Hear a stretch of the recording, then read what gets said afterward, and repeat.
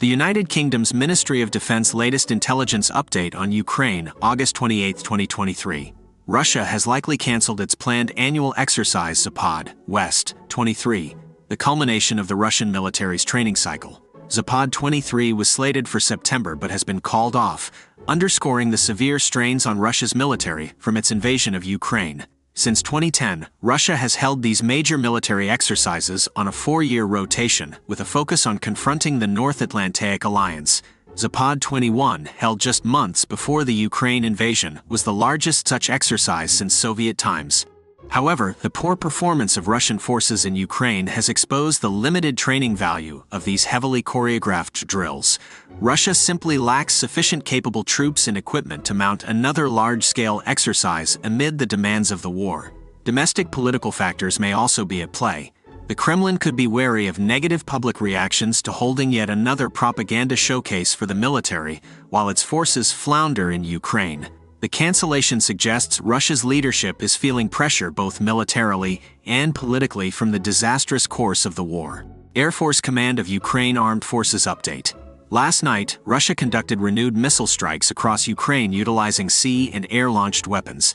4-caliber cruise missiles were fired at targets in central and eastern Ukraine from a Russian frigate stationed in the occupied Black Sea near Feodosia. Additionally, 2 Kh-59 air-to-surface missiles were launched by Russian Su-34 fighter jets operating from Kherson region airspace. Ukraine's air defenses intercepted and neutralized 2-caliber cruise missiles and both Kh-59 missiles. However, one missile struck a civilian industrial facility in Poltava region. Over the past 24 hours, Ukrainian Air Force Aviation conducted more than 10 airstrikes against Russian military assets and positions. Ukraine's pilots bravely continue flying combat missions to defend Ukraine. Russia's latest strikes aim to terrorize Ukraine's population and critical infrastructure.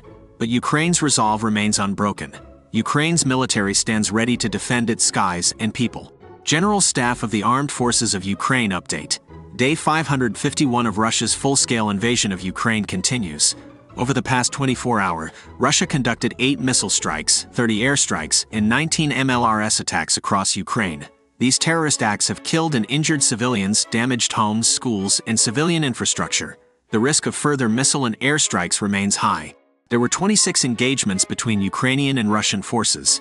In the north, Russia struck Avdiivka and Slavhorod with airstrikes and shelled over 20 settlements with artillery. Near Kupyansk, Russia hit Ivanivka and Kislivka with airstrikes and shelled Kislivka, Kolodians, and Berestov with artillery. In Luhansk, Donetsk, Russia struck multiple towns, including Bilohorivka, Tverdoklibov, Spern, and New York. Over 15 settlements suffered artillery shelling. Near Avdiivka and Marinka, Russian airstrikes and artillery targeted several communities. Ukraine continues holding back Russian offensives near Marinka. South of Bakhmut, Russia struck Vodane, Novosilki, and Blahodotne. Several settlements were shelled. In Zaporizhia, Russia hit Robotyne and Novodenilivka with airstrikes and shelled over 20 settlements. In Kherson, Russia struck Mykolaievka and Olhivka and shelled Kherson, Sadov, and Ochakiv. Ukraine's forces continue offensive operations near Melitopol, consolidating gains and targeting Russian assets. In the last 24 hours, Ukraine's Air Force conducted 8 airstrikes against Russian troop concentrations and 4 strikes against air defense and artillery. Ukraine's artillery struck 2 Russian command posts and an artillery system. Ukraine's forces stand resolute against Russia's attacks and will continue defending Ukraine's land and people. The Institute for the Study of War Russian Offensive Campaign Assessment.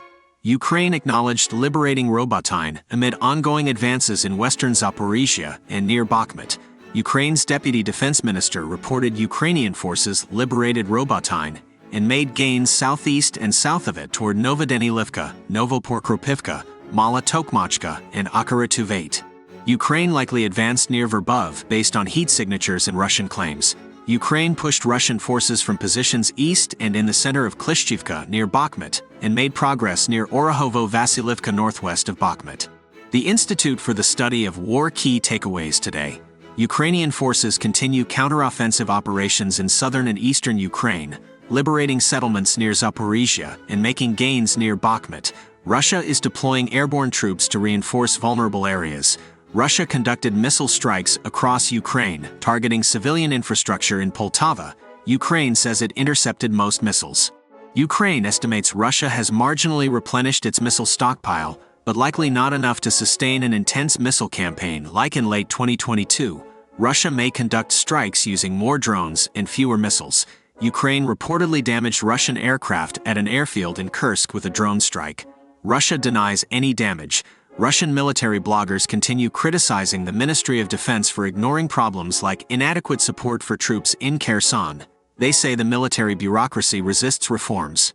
Russia conducted offensive operations near Kupyansk, Svatov, Kremina, Bakhmut, Avdiivka, and western Donetsk without gains.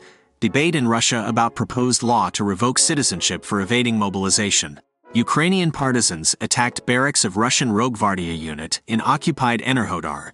In summary, Ukraine continues counteroffensives and partisan activity, while Russia struggles with military leadership problems, debates mobilization, and launches ineffective offenses. Russia may start new air campaign relying more on drones than missiles.